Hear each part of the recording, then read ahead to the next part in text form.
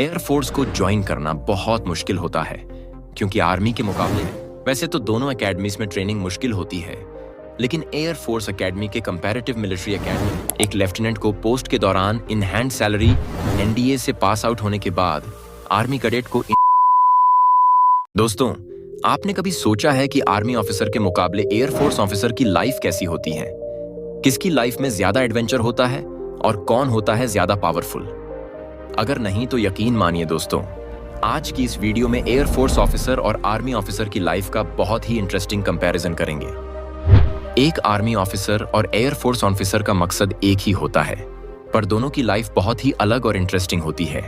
वो चाहे रिस्पॉन्सिबिलिटी से, स्ट्रगल से, फैसिलिटी से, सैलरी से या यूनिक पावर से हो। इसलिए वीडियो के अंत तक बने रहना और वीडियो को बिल्कुल भी मिस मत करना, क्योंकि वीडियो के हर पार्ट में बहुत ही इंटरेस्टिंग इंफॉर्मेशन है।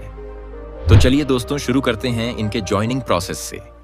एक आर्मी और एयरफोर्स में ऑफिसर बनने के लिए एनडीए या सीडीएस का एग्जाम क्वालिफाई करना होता है, जिसे यूपीएससी कंडक्ट कराती है, जिसके बाद टॉपर्स को एयरफोर्स और आर्मी में से किसी एक को चुनने का मौका होता है। एयरफोर्स को ज्वाइन करना बहुत मुश्किल होता है क्योंकि आर्मी के मुकाबले एयरफोर्स की सीटें बहुत ही कम होती हैं। इसीलिए दोनों ऑफिसर्स का एग्जाम एक होने के बाद भी एयरफोर्स का सिलेक्शन रेशियो कम होने के कारण एयरफोर्स को ज्वाइन करना मुश्किल होता है। तो चलिए दोस्तों, अब बात करते हैं दोनों ऑफिसर्स के ट्रेनिंग की। एनडीए एग्जाम को क्वालिफाई करने के बाद कैडेट का नेशनल डिफेंस एकेडमी में एडमिशन होता है, जो पुणे में स्थित है, जहां पर एयरफोर्स और आर्मी दोनों के कैडेट की एक साथ 3 साल की कठोर ट्रेनिंग होती है। एनडीए में जाने के बाद कैडेट की पूरी पर्सनैलिटी बदल जाती है। एनडीए से पास आउट होने के बाद आर्मी कैडेट को इंडियन मिलिट्री एकेडमी देहरादून में 1 साल की ट्रेनिंग दी जाती है। वही एयरफोर्स कैडेट को एयरफोर्स एकेडमी में ट्रेनिंग दी जाती है, जो हैदराबाद में स्थित है। वैसे तो दोनों एकेडमीज में ट्रेनिंग मुश्किल होती है, लेकिन एयरफोर्स एकेडमी के कंपैरेटिव मिलिट्री एकेडमी की ट्रेनिंग ज्यादा मुश्किल होती है, क्योंकि एक आर्मी ऑफिसर की ड्यूटी था रेगिस्तान से लेकर सियाचिन ग्लेशियर तक हो सकती है, इसीलिए ट्रेनिंग भी बहुत हार्ड होती है। आईएमए की पासिंग आउट परेड पास करके आर्मी कैडेट बनते हैं लेफ्टिनेंट। लेफ्टिनेंट आर्मी में कमीशन ऑफिसर की सबसे छोटी रैंक होती है। एक लेफ्टिनेंट को पोस्ट के दौरान इन हैंड सैलरी 56,000 से लेकर 1,70,000 तक हो सकती हैं, जो डिपेंड करती हैं पोस्ट पर। और कई अनोखी फैसिलिटीज भी मिलती हैं, जिनकी बात आगे वीडियो में करेंगे। वहीं एयरफोर्स एकेडमी की पासिंग आउट परेड को पास करके एयरफोर्स कैडेट बनते हैं फ्लाइंग ऑफिसर, जो कि एयरफोर्स में कमीशन ऑफिसर की सबसे छोटी रैंक होती है। एक फ्लाइंग ऑफिसर की इन हैंड सैलरी 56,000 से लेकर 1,70,000 तक हो सकती हैं, जो डिपेंड करती हैं फ्लाइंग ऑफिसर की ब्रांच पर। लेफ्टिनेंट की पोस्ट बाद में जाकर कैप्टन, मेजर और धीरे धीरे रैंक पुश होते हुए फील्ड मार्शल तक जा सकती है, जो एक आर्मी ऑफिसर की सबसे हाईएस्ट रैंक है। वहीं फ्लाइंग ऑफिसर के बाद फ्लाइंग लेफ्टिनेंट, स्क्वाड्रन लीडर और धीरे धीरे रैंक पुश होते हुए चीफ ऑफ एयर मार्शल तक जा सकती हैं। अभी करंट में वीआर चौधरी इस पोस्ट पर हैं। अगर दोनों ऑफिसर्स को सर्विस पर मिलने वाली फैसिलिटीज की बात करें तो भारत की दोनों सेनाओं के ऑफिसर्स को बहुत ही शानदार फैसिलिटीज मिलती हैं। इन ऑफिसर्स को लिविंग फैसिलिटीज, व्हीकल फैसिलिटीज और फैमिली एंड मैनेजमेंट जैसी बहुत ही शानदार फैसिलिटीज मिलती है। साथ ही इन ऑफिसर्स को 90 दिनों की लीव भी मिलती है। दोनों ही ऑफिसर्स का बहुत ही शानदार रॉयल मेस और डिनर होता है। एक एयरफोर्स ऑफिसर की सर्विस निश्चित एयरबेस पर होती है, जो एक कैंपस की तरह होता है।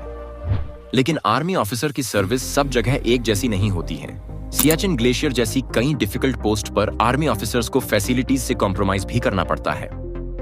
वीडियो में आगे बढ़ने से पहले आप इस चैनल को सब्सक्राइब कर सकते हो, ताकि ऐसे ही और एजुकेशनल कंटेंट मैं आपके लिए बना सकूं। अब वापस आते हैं टॉपिक पर। दोस्तों, अब बात करते हैं इन ऑफिसर्स की सर्विस लाइफ पर, जो कि बहुत ही इंटरेस्टिंग कॉन्सेप्ट है। एक एयरफोर्स ऑफिसर की लाइफ उसकी कैटेगरी पर डिपेंड करती है, जैसे कि pilot, technical officer, non technical officer इत्यादि। ये कैटेगरी ही एयरफोर्स ऑफिसर की सर्विस लाइफ डिसाइड करती है। एयरफोर्स ऑफिसर के अधिकतर टास्क व चुनौतियां एक फिक्स टाइम शेड्यूल से होते हैं, जिसके लिए वह पहले से ही तैयार रहते हैं। एक एयरफोर्स ऑफिसर की सर्विस लाइफ पूरी तरह से फैसिलिटीज से भरी होती है। वहीं एक आर्मी ऑफिसर की बात करें तो आपने सुना होगा कि आर्मी अपने ऑफिसर को सिर्फ नौकरी नहीं देती है, बल्कि पूरी लाइफ देती है। क्योंकि एक आर्मी ऑफिसर के जीवन में बहुत सारा एडवेंचर भरा होता है जो और किसी दूसरे करियर में नहीं होता है। आर्मी ऑफिसर की लाइफ में एडवेंचर के साथ साथ कई चुनौतियों का भी सामना करना पड़ता है, जिससे आर्मी ऑफिसर हर समय कुछ नया एक्सप्लोर करते रहते हैं। आर्मी अपने ऑफिसर को लीडरशिप की अपॉर्चुनिटी देती है, जिससे आर्मी ऑफिसर अपने साथ कई जवानों को लीड करते हैं, जिससे ऑफिसर अपनी सर्विस में कई मिशन को अंजाम देते रहते हैं। ऑफिसर की सर्विस में हर समय नए टास्क आते रहते हैं, इसलिए एक आर्मी ऑफिसर का करियर बिल्कुल भी बोरिंग नहीं होता है। इसके अलावा दोनों ऑफिसर्स को सिविल लाइफ में स्पेशल पावर भी दी जाती है। एक आर्मी और एयरफोर्स के ऑफिसर को कोई भी स्टेट पुलिस अरेस्ट नहीं कर सकती है, जिसे आपने कई मूवीज में भी देखा होगा।